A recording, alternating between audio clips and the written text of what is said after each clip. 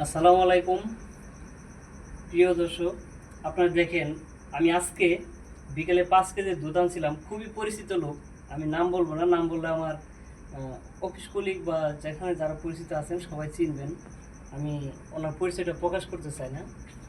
খুব বিশ্বাস করেছিলাম ওনার কাছে আমি 5 কেজি দুধ আনার পর দুধ দুধের যখন উপরে আমি বয়মটার উপরে খুলি, তখনই দেখি আমি দুধটা আমার সন্দেহজনক মনে হয়।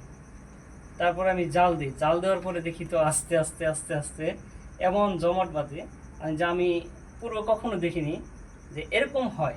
আসলে এটা কি অরিজিনাল গরুর দুধ নাকি কেমিক্যাল না কোনো পাউডার মিক্স করা, এটা আপনারাই বলবেন।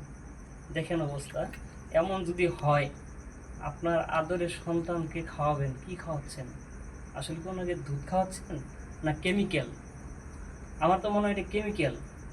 আস্তে আস্তে আস্তে আস্তে ওকে মৃত্যুর মুখে ঠেলে দেওয়া হচ্ছে। ধিক্কার জানাই এমন লোকদেরকে।